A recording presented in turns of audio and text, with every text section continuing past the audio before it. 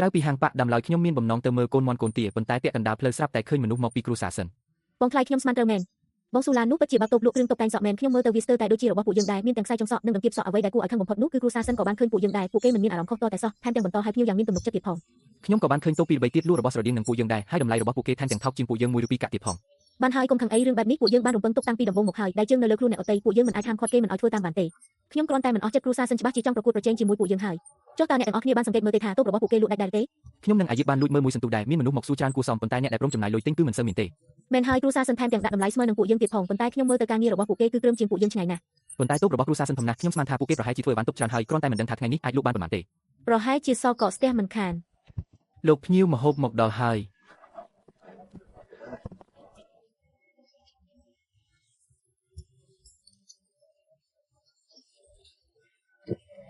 អូយឈ្ងុយណាស់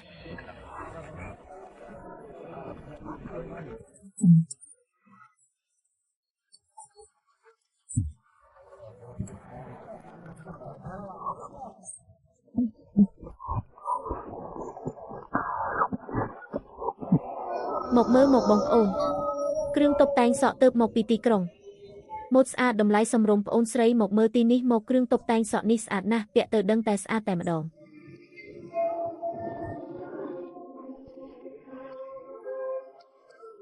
មិនមែនថាអាជីវកម្មនេះស្រួលធ្វើទេអី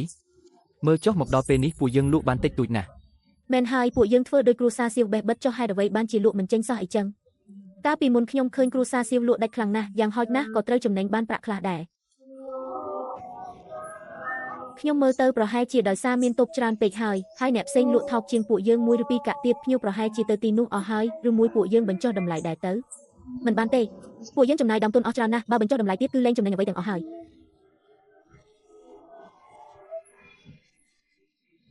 ម៉ែកុំអាលអីពេលនេះនៅព្រលឹមនៅឡើយទេប្រហែលជាបន្តិចទៀតនឹងមានភ្ញៀវមកទិញហើយឥឡូវនេះគ្រួសារសៀវមិនបានមកលក់ទេពួកយើងគឺជាតូបធំជាងគេក្នុងក្រុងនេះច្បាស់ជាលក់ដាច់មិនខានតូបធំមានប្រយោជន៍អីបើលក់មិនចេញគឺត្រូវកកស្ទះអីវ៉ាន់អស់ហើយមែនហើយបើដឹងថាពិបាកលក់បែបនេះខ្ញុំមិនធ្វើទេហត់ចង់ងាប់តែលក់មិនបានលុយសោះមកពីឯងនឹងហើយដែលថាស្រួលធ្វើរហូតដល់ពួកយើងហ៊ានចំណាយលុយច្រើនបែបនេះបើរបស់ទាំងនេះលក់មិនចេញឯងដឹងគ្នាជាមួយយើងមិនខានហើយអ្វីបានជាមកបន្ទោសខ្ញុំម្នាក់ឯងកាលពីដំបូងមិនមែនអ្នកទាំងអស់គ្នាទេអីដែលចង់ធ្វើតាមគេនោះឥឡូវលក់មិនដាច់បែរជាមកបន្ទោសខ្ញុំទៅវិញមកពីឯងធ្វើមិនល្អតាឯងមកពីស្រុកជាមួយប្រពន្ធសៀវចឹងដែរចុះហេតុអ្វីបានជាគេរស់នៅកាន់តែមានបានចំណែកឯងវិញធ្វើអ្វីក៏មិនកើតឯងប្រាប់មើលកូនយើងយកឯងមកមានប្រយោជន៍អីមែនហើយបើដឹងអីចឹងយកលុយនឹងទៅទិញអង្ករទុកហូបវិញប្រសើរជាងម៉ែខ្ញុំឃ្លានណាស់ពួកយើងមិនទាន់បានហូបបាយព្រឹកផងឥឡូវដល់ម៉ោងនេះហើយខ្ញុំឃ្លានដល់ស្អិតពោះអស់ហើយបានហើយម៉ែឲ្យលុយទៅទិញនំប៉័ងខ្លះមកហូបទ្របពោះទៅចាំត្រឡប់ទៅផ្ទះវិញចាំម៉ែធ្វើបាយឲ្យហូបមេហូបដែរទៅចេះគិតមែនម៉ែខ្ញុំក៏ឃ្លានដែរយកទៅចុះ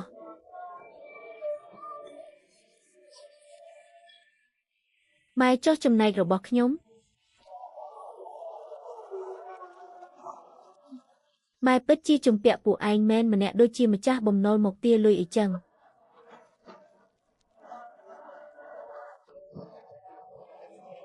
ស្អីគេឯងនៅរើសអាំងទៀតមានអីហូបគឺល្អណាស់ទៅហើយនៅចង់រើសនេះរើសនោះទៀតប្រញាប់ហូបទៅរួចហើយបន្តឲ្យភ្ញៀវទៀតបានមិនអីទេចាំពេលខ្ញុំរកលុយបានខ្ញុំនឹងទិញនំប៉័ងសាច់ហូបឲ្យស្កប់ស្កល់ម្ដងម៉ែឃើញឯងបានតែមកទេសម្ដីពីរោះណាស់ប៉ុន្តែធ្វើអ្វីមិនកើតសោះខ្ញុំនឹងធ្វើឲ្យពួកគេឃើញមិនខានមកមើលមកបងប្អូនគ្រឿងតុបតែងសក់ម៉ូដថ្មីស្អាតតម្លៃសមរម្យ